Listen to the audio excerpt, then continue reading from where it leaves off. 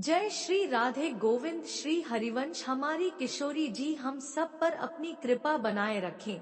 आज हम इस वीडियो में बुधवार व्रत कथा सुनेंगे। सप्ताह में 7 दिन होते हैं और हर दिन अलग अलग देवी देवताओं की पूजा की जाती है। बुधवार के दिन सभी देवी देवताओं में सबसे पहले पूजे जाने वाले भगवान गणेश जी की पूजा की जाती है।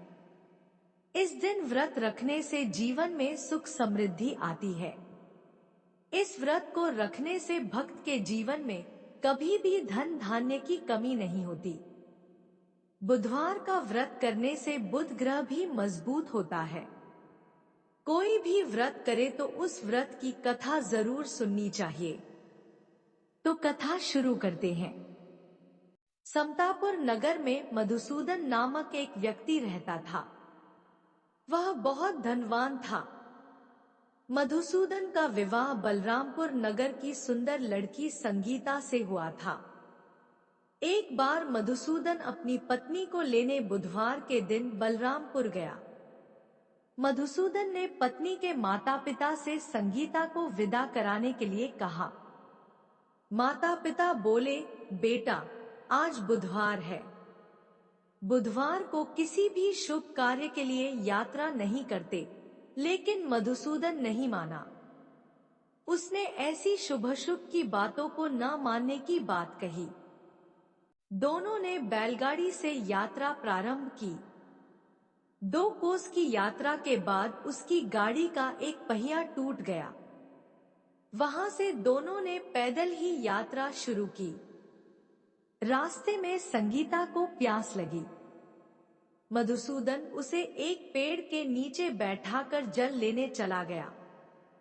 थोड़ी देर बाद जब मधुसूदन कहीं से जल लेकर वापस आया तो वह बुरी तरह हैरान हो उठा, क्योंकि उसकी पत्नी के पास उसकी ही शक्ल सूरत का एक दूसरा व्यक्ति बैठा था। संगीता भी मधुसूदन को देखकर हैरान रह गई।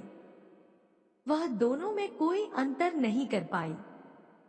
मधुसूदन ने उस व्यक्ति से पूछा, तुम कौन हो और मेरी पत्नी के पास क्यों बैठे हो? मधुसूदन की बात सुनकर उस व्यक्ति ने कहा, अरे भाई, यह मेरी पत्नी संगीता है। मैं अपनी पत्नी को ससुराल से विदा करा कर लाया हूँ। लेकिन तुम कौन हो जो मुझसे ऐसा प्रश्न कर रहे हो? मधुसूदन ने कहा, तुम जरूर कोई चोर या ठग हो। यह मेरी पत्नी संगीता है। मैं इसे पेड़ के नीचे बैठाकर जल लेने गया था।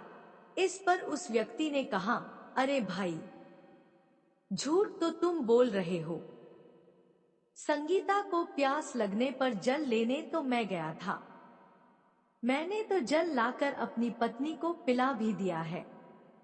अब तुम चुपचाप यहाँ से चलते बनो, नहीं तो किसी सिपाही को बुलाकर तुम्हें पकड़वा दूंगा।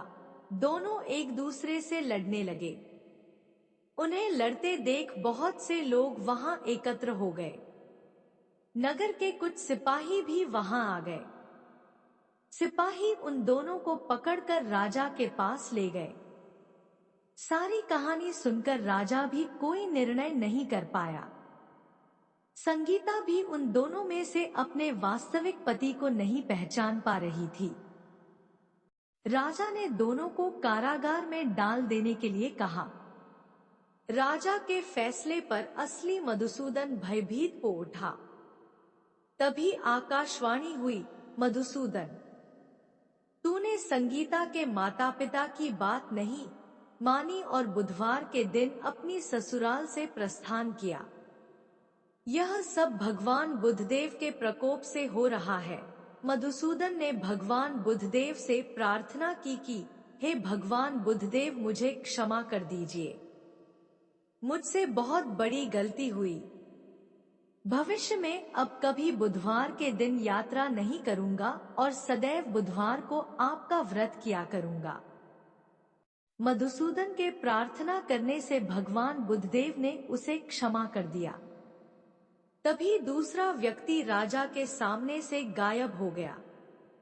राजा और दूसरे लोग इस चमत्कार को देख हैरान हो गए। भगवान बुद्धदेव की इस अनुकंपा से राजा ने मधुसूदन और उसकी पत्नी को सम्मान पूर्वक विदा किया। कुछ दूर चलने पर रास्ते में उन्हें बैलगाड़ी मिल गई। बैलगाड़ी का टूटा हुआ पहिया भी जुड़ा हुआ था। दोनों उसमें बैठकर समतापुर की ओर चल दिए। मधुसूदन और उसकी पत्नी संगीता दोनों बुधवार को व्रत करते हुए आनंद पूर्वक जीवन यापन करने लगे। इस तरह भगवान बुद्धदेव की कृपा से उनके यहाँ खुशियां बरसने लगी। इस तरह जो स्त्री पुरुष विधिवत बुधवार का व्रत करके व्रत कथा सुनते हैं, भगवान बुद्धदेव उनके सभी कष्ट दूर करते हैं। तो आज का वीडियो यहीं तक। अगले वीडियो में फिर मिलेंगे, तब तक के लिए आप सबको प्रेम भरी राधे राधे।